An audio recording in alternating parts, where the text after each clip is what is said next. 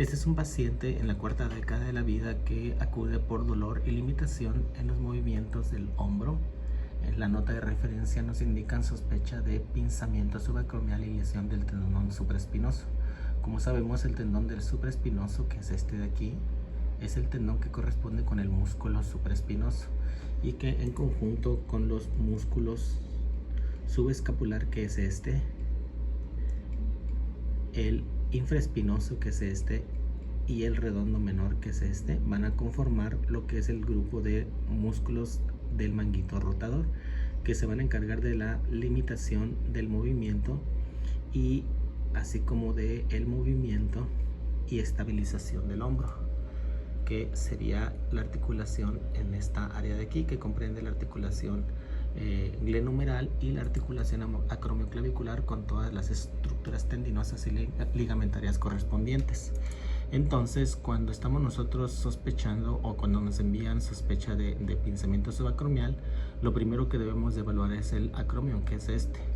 El acromion se evalúa en dos planos: en el plano sagital, que es donde vamos a ver la forma del acromion, que en este caso vemos que es un acromion en plano sagital que muestra una línea casi horizontal y que correspondería con un acromion tipo 1 cuando hay una curvatura con un borde convexo en la parte inferior y superior. Entonces nos estamos refiriendo a un acromion tipo 2, y el acromion tipo 3 va a tener una angulación hacia la parte anterior, cuando incluso hay clasificaciones en las que hay un acromion tipo 4, que la inclinación o la angulación del acromion es todavía mayor.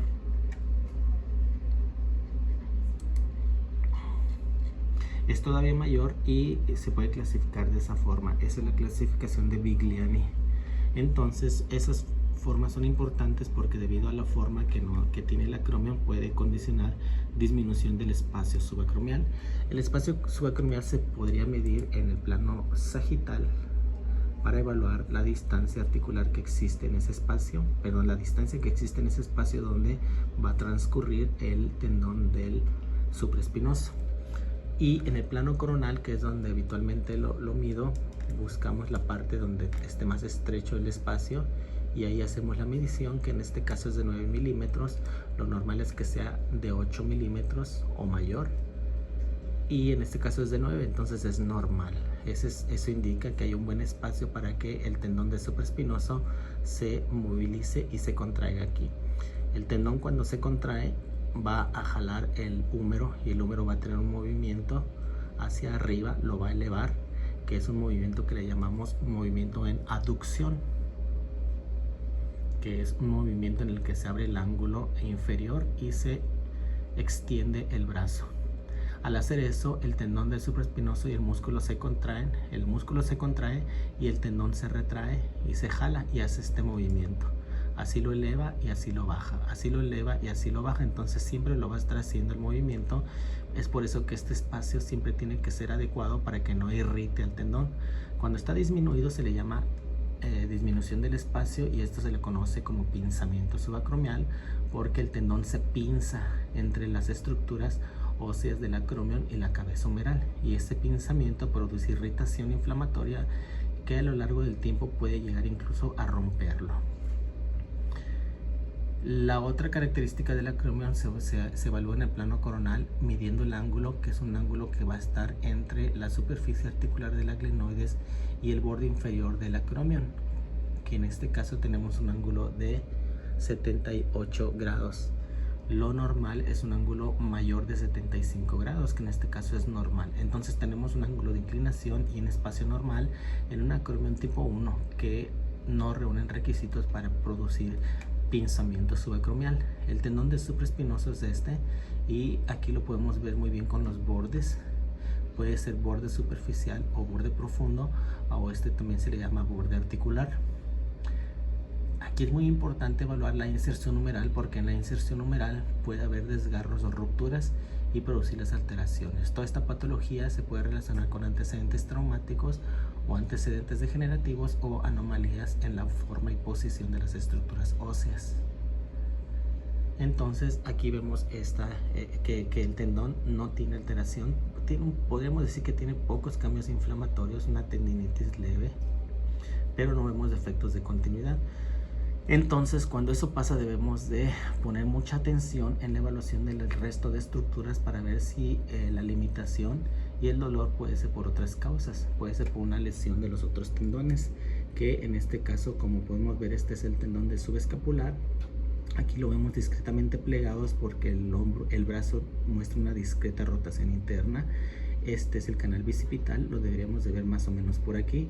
Debemos de recordar que cuando se hace el estudio, el brazo debe estar casi con rotación externa lo más que se pueda para poder hacer una evaluación anatómica adecuada de los músculos, que en este caso la rotación interna hace que haya un plegamiento del tendón y la evaluación no es tan adecuada, es decir, no está bien hecho este estudio. Y aquí no podríamos distinguir si hay una lesión o no del tendón de subescapular, que aparentaría que estuviera engrosado y con cambios inflamatorios, pero debemos de tomar en cuenta lo que les comenté ahorita.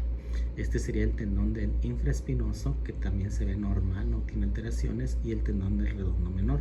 Entonces vemos que no hay patología de músculos y tendones del manguito rotador. Este es el tendón bicipital, que tampoco tiene afectación, que son los que comúnmente vamos a evaluar, aunque también debemos de ver la región del tendón coracoacromial, y debemos de ver si hay afectación ligamentaria, que habitualmente los ligamentos que vamos a buscar son el ligamento coracoacromial, que es este de aquí, y los otros ligamentos que no vemos, que ahorita vamos a mencionar, porque hay otra estructura que le llaman la articulación, que es poco valorada.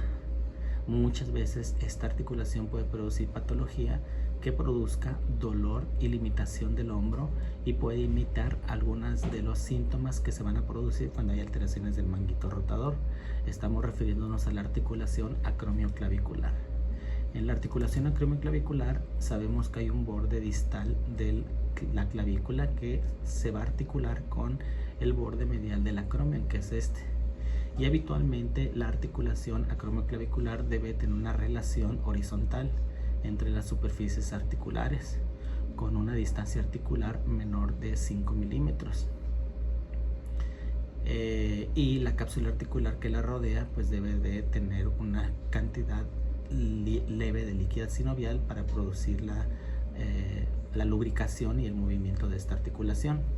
En este caso, lo que vemos aquí pareciera que hubiera una relación adecuada entre el borde de la clavícula y el borde del acromion, pero conforme vemos aquí vemos que la clavícula se va a colocar por arriba del nivel del acromion.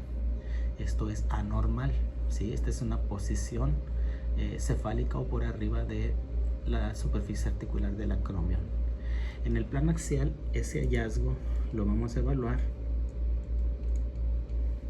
porque vamos a ver que aquí tenemos una distancia articular mayor en la parte anterior que en la parte posterior, y ven aquí como la superficie articular del acromion no tiene relación con la superficie articular del borde clavicular, y aquí lo vemos aumentado. Hay veces que esta distancia está aumentada pero de forma simétrica, es decir, vemos la misma distancia articular aumentada en la parte anterior que en la posterior, que en este caso no es así. En este caso parece que los bordes posteriores sí están contactándose y los bordes anteriores se observan separados. Cuando la separación es simétrica podemos hablar de un esguince, y es cuando vemos que la distancia es mayor de 5 milímetros, que en este caso mide 16 milímetros la parte anterior. Entonces esto es importante porque aquí vemos cambios inflamatorios por incremento en el líquido sinovial y vemos las alteraciones en la posición de la articulación. Esto de aquí entonces nos da la sospecha de una luxación o esguince de la articulación acromioclavicular, y esta se va a evaluar de formas diferentes. Aquí vemos cómo está la clasificación de Vigliani para la forma del acromion que mencionamos hace rato, y aquí vemos algunas alteraciones o relaciones de espesores de los espacios, el ángulo del acromion que mencionamos, que es lo que debemos de saber. Y aquí vemos un artículo, esta es una revisión de la CERAM muy buena de lo que es la patología de la articulación acromioclavicular, y aquí vemos las formas en las que la separación de la articulación nos puede indicar patología. En este caso vemos que la superficie articular de la clavícula está por arriba de la superficie articular del acromion. Es por eso que la sospecha es que sea un esguince tipo 3. Esta es la clasificación de Rothwood, como pueden ver aquí. Y ahí están los diferentes tipos de lesiones y de grados de la lesión que sospechamos de esguince o luxación. Esta es la revisión de la CERAM. Vienen muchas otras cosas. Aquí está la articulación acromioclavicular, la gran olvidada. Entonces, no es la única patología de la articulación acromioclavicular, existen muchas otras, e incluso hay cirugías y procedimientos quirúrgicos específicos en los cuales se hacen, se trabaja sobre esta articulación, ya que también puede disminuir el espacio subacromial, puede haber producción de osteofitos, puede ser prominencia de una cápsula con áreas de esclerosis o calcificación que disminuyan el espacio subacromial y lesionen el tendón.